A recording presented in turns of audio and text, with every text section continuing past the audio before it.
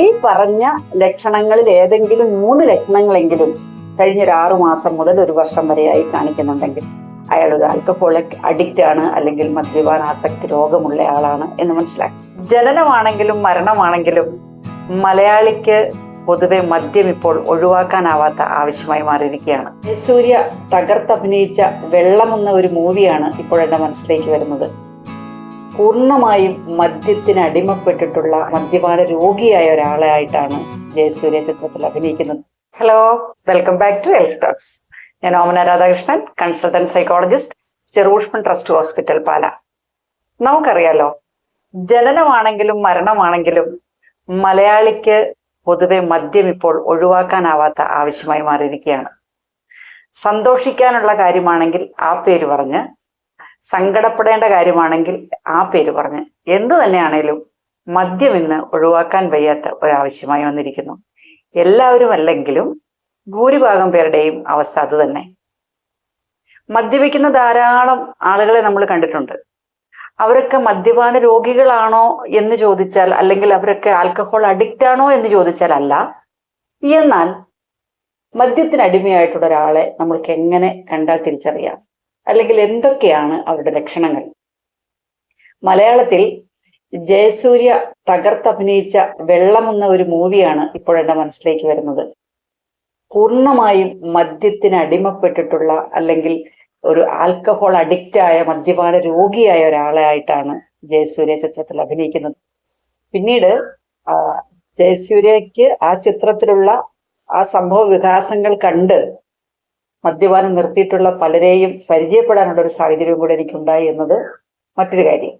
Okay, നമുക്ക് നോക്കാം എന്തൊക്കെയാണ് മദ്യപാനാസക്തിയുടെ ലക്ഷണങ്ങൾ. പലപ്പോഴും ഈ മദ്യത്തിന് അടിമകളായിട്ടുള്ള ആളുകളോട് നമ്മൾ ചോദിച്ചു കഴിഞ്ഞാൽ അവർ പറയുന്നൊരു കാര്യം, ഞാൻ മദ്യപിക്കുകയൊക്കെ ചെയ്യും, പക്ഷെ ഞാനങ്ങനെ അഡിക്റ്റ് ഒന്നുമല്ല, എപ്പോൾ വിചാരിച്ചോ എനിക്ക് അന്നേരം നിർത്താൻ പറ്റും. ഞാൻ പിന്നെ അങ്ങനെ വിചാരിക്കുന്നില്ലെന്നേ ഉള്ളൂ.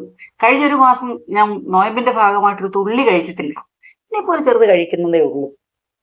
അവരെ സംബന്ധിച്ച് മദ്യത്തിന് അഡിക്റ്റ് എന്ന് പറഞ്ഞു കഴിഞ്ഞാൽ എല്ലാ ദിവസവും മദ്യപിച്ച് വീരൂരി വഴിയിൽ കിടക്കുകയോ, അല്ലെങ്കിൽ വീട്ടിൽ വന്ന് വീട്ടിലുള്ളവരോടോ വഴിയിലുള്ളവരോടോ ഒക്കെ പാക്കേറ്റവും വഴക്കും ഉണ്ടാക്കുന്നവരൊക്കെയാണ് മദ്യത്തിന് അഡിക്റ്റ് എന്നതാണ് അവർ ധരിച്ചു വെച്ചിരിക്കുന്നത്. എന്നാൽ ഇനി പറയുന്ന ഈ ലക്ഷണങ്ങൾ കാണിക്കുന്നുണ്ട് എങ്കിൽ അത്തരം ഒരു വ്യക്തി, മദ്യം ഉപയോഗിക്കുന്ന ഒരാൾ, ആൽക്കഹോൾ അഡിക്റ്റ് ആണ്, അല്ലെങ്കിൽ മദ്യപാന രോഗിയാണ് എന്ന് നമുക്ക് പറയാൻ സാധിക്കും.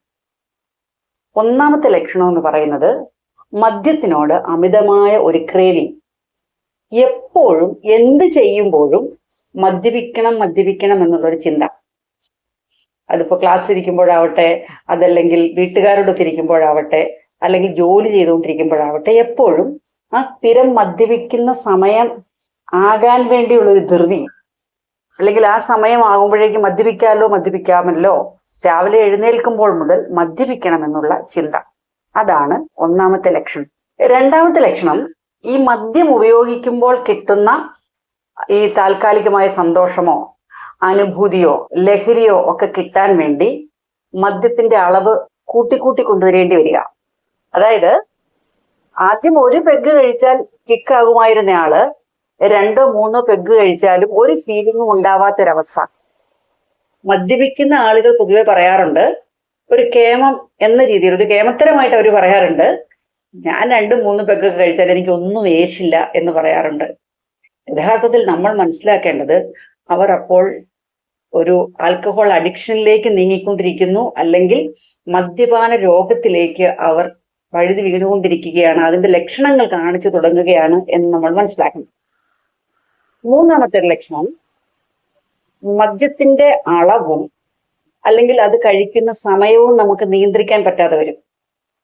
1 പെഗ്ഗൊക്കെ കഴിച്ച് നിർത്താം എന്ന ഉദ്ദേശത്തോടു കൂടിയാണ്, അങ്ങനെ ചിന്തിച്ചുകൊണ്ടാണ് കഴിക്കാൻ തുടങ്ങുന്നത്. പക്ഷെ 1 പെഗ്ഗിൽ നിന്ന് 2ഉം 3ഉം അങ്ങനെ ബോട്ടിൽ ഫുള്ള് തീരുന്നവരെയും കഴിക്കേണ്ടി വരിക. അത് തീർന്നാലും ചിലപ്പോൾ ക്രേവിങ് വീണ്ടും നിലനിൽക്കുക. അരമണിക്കൂറോ 1 മണിക്കൂറോ കഴിയുമ്പോൾ ഇത് അവസാനിപ്പിക്കണമെന്ന് വിചാരിച്ച് മദ്യപിക്കാൻ തുടങ്ങുക, പക്ഷെ മണിക്കൂറുകളോളം മദ്യപിച്ചിരിക്കുക. ഇങ്ങനെ മദ്യപിക്കുന്ന സമയമോ അളവോ നിയന്ത്രിക്കാൻ കഴിയാതെ വരുന്നതാണ് മദ്യപാന രോഗത്തിന്റെ മൂന്നാമത്തെ ലക്ഷണം.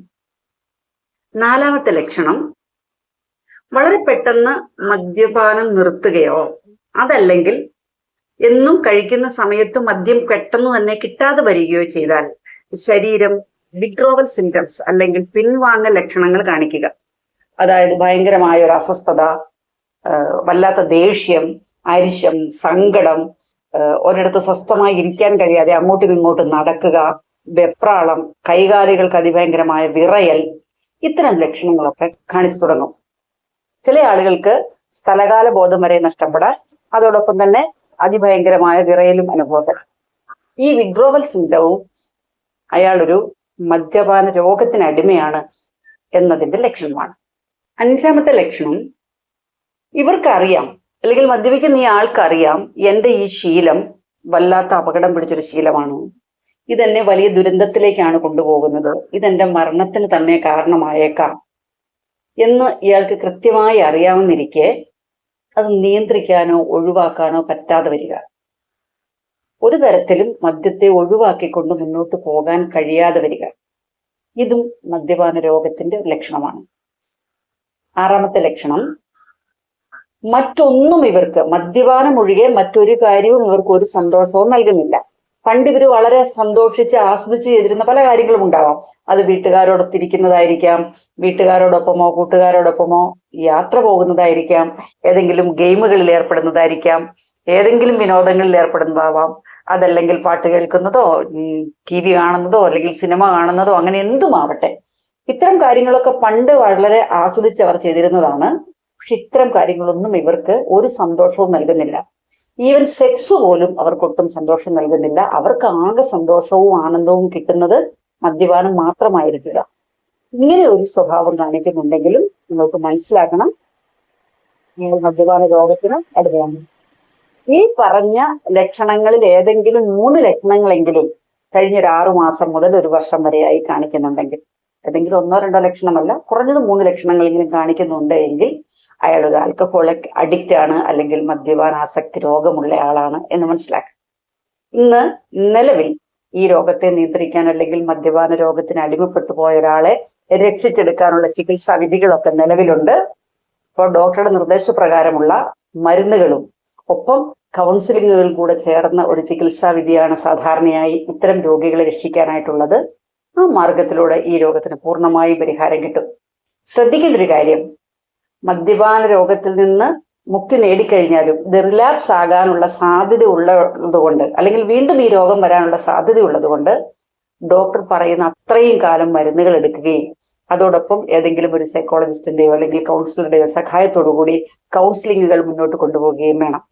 കൂടാതെ വീണ്ടും നമ്മളെ മദ്യപാനത്തിലേക്ക് വലിച്ചിടാൻ സാധ്യതയുള്ള അസോസിയേഷനുകൾ അല്ലെങ്കിൽ കൂടിച്ചേരലുകൾ പരമാവധി ഒഴിവാക്കുന്നതും ഒരു പരിധിവരെ സഹായിക്കും. മറ്റൊരു വീഡിയോയുമായി വീണ്ടും കാണാം. ഇത്തരം വീഡിയോകൾ താല്പര്യമുണ്ടെങ്കിൽ ഈ ചാനൽ സബ്സ്ക്രൈബ് ചെയ്യാൻ മറക്കണ്ട. Be happy, stay healthy.